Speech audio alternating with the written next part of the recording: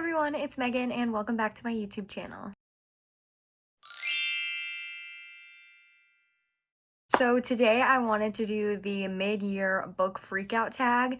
I cannot believe that we're already almost halfway through 2020. This year has absolutely flown by. It's been the craziest year by far. And honestly, we had Corona, Kobe Bryant died, we have like killer wasps or hornets or whatever they are. Like, what is going on? Who knows what the heck is gonna happen by the end of the year at the rate that we're going at, let's be real. So since we are about halfway through the year, I thought that this book tag would be perfect to do to be able to talk about the books that I've read so far and the ones that I'm still anticipating. There's about 15 questions here, so let's go ahead and just get started with it. So one thing about doing these tags is trying to avoid repeats, so I'm gonna do my best, but there might be quite a few repeats with answers and I'm just sorry about it. So the first question was the best book that I've read in 2020, and so far that is A Court of Mist and Fury by Sarah J. Maas. If you are in the book world at all, anywhere, you've probably heard about how amazing this book is, so I won't continue to talk your ear off about it, but it absolutely was incredible. This has become a all-time new favorite of mine and I just cannot get over it. I already want to reread this book and I only read it just last month, so maybe I might be rereading this again by the time the year is over. So the next question, I want to say A Court of Mist and Fury again, but we're going to try to avoid repeats here. So the next question is the best sequel that I've read in 2020. And since I don't want to say A Court of Mist and Fury again, I'm going to go ahead and pick Undercover Bromance by Lisa K. Adams. I really enjoyed this one. I actually think I liked this more than I liked the Bromance Book Club, which may be an unpopular opinion. I know not everyone feels that way, but I really enjoyed this one. I loved Liv and Mac. Honestly, I loved them more than I love Gavin and Thea. If you've read the Bromance Book Club but haven't picked this one up yet, I highly encourage it. If you haven't picked up any of them, I would encourage that you pick up the Bromance Book Club because this was absolutely incredible. It was so fun to read and I just adored it. And the next book I have for a new release that I want to read, I could name so many for this question, but the one that I picked for the purpose of this video is The Tourist Attraction by Sarah Morgenthaler. If I'm being honest, I bought this book originally because the main character shares a last name with me and I thought that was fun, but then I started looking into the book more and it sounds like such a great read. I love male characters who seem completely uninterested and then just, you know, women change them. I'm kind of a sucker for stories like that, so I am really excited for this one, and this is a new author for me, so I can't wait to read this book. And it's such a floppy paperback, and I just love floppy paperbacks. Question number 4 is the most anticipated new release for the second half of the year, and for this I'm picking Heartbones by Colleen Hoover. This book is coming out in July. I love Colleen Hoover. She's one of my all-time favorite authors, so anything she writes I am so excited to read, and Heartbones is not an exception. I cannot wait to read this novel. I absolutely love Colleen Hoover and I can't wait to see what she does next. For my biggest disappointment, I'm gonna have to go with Head Over Heels by Hannah Orenstein. I read this book as a NetGalley copy. It was just very juvenile to me and not in a good way. It wasn't like light and fluffy juvenile. It was very mature situations that they were handling, but they were handling them like children and they were 27-year-olds and acting like high schoolers. It's one thing to read a cute fluffy read that is set in high school, but it's another thing to read a novel about adults who are acting like children. To me, that is just a major pet peeve, so I really didn't enjoy this one. I was really excited for it and it was just kind of like eh. And the next question is the biggest surprise that I had, and for me that is Pride and Prejudice by Jane Austen. I had to read this book for school, and if I'm being completely honest, I've never been a huge fan of classics. I like to read for fun, and to me, classics, you have to think a little bit too hard. I really only read classics if it's for school, and I've never really enjoyed one. So this was the biggest surprise to me because I actually really did enjoy this once I got into it a little bit more. I ended up giving this 5 out of 5 stars. I really loved the story. I loved what it was all about, and I really was surprised by this one. I really was. And for my new favorite author of the year, I am picking Jennifer L. Armentrout.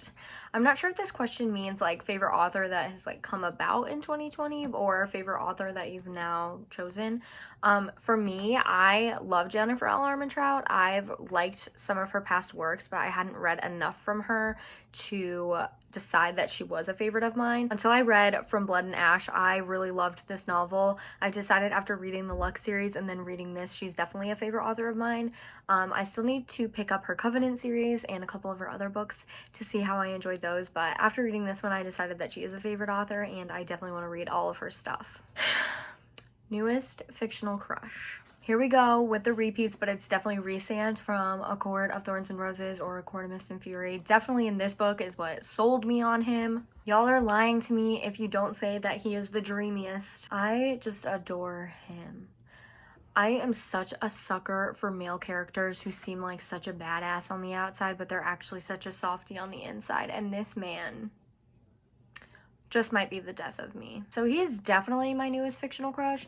I don't think I could even name anybody else. Except I do kind of have a crush on Cassian from this novel as well. I don't know what it is about him, but honestly, if either of them were real, I would just be blessed to even know that they exist. Speaking of which, I actually just got this new thing from Redbubble, and it's Feyre and Rhysand. It's so cute. I just can't even stand it. For newest fave character, this one is so hard for me, and I either have to say Poppy from Blood and Ash or Feyre from A Court of Thorns and Roses. If you've read both of these books, you would probably know why I love both of them. They are both really strong female characters, and they both fight for what they believe in and fight for who they love, and that is something that's just so admirable to me. You know, it's characters like this that make me want to be, like, stronger than I am, and those end up being my favorite. I know it's kind of a trope for this, like, chosen one or, like, badass female characters, but especially in Feyre's situation, she's not really a chosen one. Feyre has really worked her way up from absolutely nothing, and that's something, like, so admirable to me, and she always stays true to herself. And then when it comes to Poppy, Poppy has been dealt a hand that is just not very fair, even though she is the chosen one, and she's still strong. Poppy also stays true to herself no matter what's going on. For a book that made me cry, I'm gonna have to go with The Seven Husbands of Evelyn Hugo by Taylor Jenkins Reid. Honestly, TJR could also be listed for a new favorite author of mine. After reading this one, she's completely sold me on her writing. Her writing is absolutely incredible. I cannot even explain. This book made me shed multiple tears, multiple times. If you know, you know. I don't want to explain why I cried so much because I feel like it gives a lot of the plot away, but I cried a lot towards the end. This book is definitely heartbreaking, definitely a tearjerker, so be prepared for that. And next is a book I read in 2020 that made me happy, and for this one I picked Foolish Hearts by Emma Mills. Emma Mills has a way of writing just like the cutest stories ever, and I really enjoyed this one. This one is set in high school, which, as I was explaining before, books that are supposed to be set in high school, love them. But this was such a sweet story with such a sweet romance, and I just really enjoyed reading it. And at the end, I just felt good. And so I would say that this is probably the book that's made me the happiest. And the next question is favorite book to movie adaptation. And if I'm being completely honest, I really don't watch a lot of movies. I don't watch a lot of TV, so I actually haven't seen any. I really only watch book to movie adaptations for things that I'm super excited for. One being The Selection, which is coming out, and I'm so excited for that. The next question is favorite review I've written for a book in 2020. I really don't write that many reviews. I don't feel like I'm all that great at them, so I really don't try that hard. Since I do have a bookstagram, I've been trying to get a little bit better about it, and then when I read books for NetGalley, I will leave reviews. So my favorite review for this year, I'll probably say, is Nicole McCauley's Honeymoon Alone. I read this book for NetGalley, and I wanted to give a great review for it because it was a book that I did really enjoy. This one was probably the best review that I've written so far this year. I really, like I said, don't really write them that much. I'm not that great at them. I feel like I'm too much of an emotional reader to get a good review out of things half the time, so at least I can admit it, and that's that. And the next is most beautiful book that I've bought this year. There are so many gorgeous books that I've bought this year, but I'm just gonna go with the first one that came to mind, and that is The Hazelwood by Melissa Albert. This cover is absolutely gorgeous. I love the black with the metallic on it. It's just so pleasing to look at. And the last question is probably the hardest and craziest, which is books to read by the end of the year. I have probably about 300 books that I would hope that I could read by the end of the year, but that's not realistic. So since I really loved A Court of Thorns and Roses this year, I really want to give the Throne of Glass series another chance. I read Throne of Glass, Crown of Midnight, and Heir of Fire years ago. Like, I'm pretty sure I stopped this series in like 2015.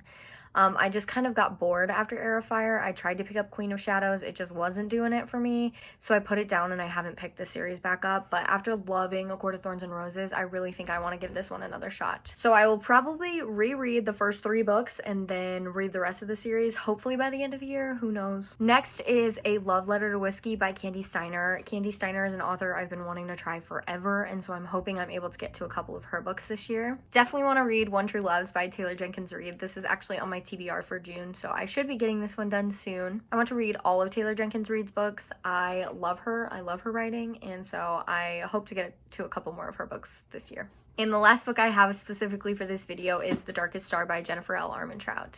This series is set in the Lux world, and I really enjoyed that series. I want to pick this one back up.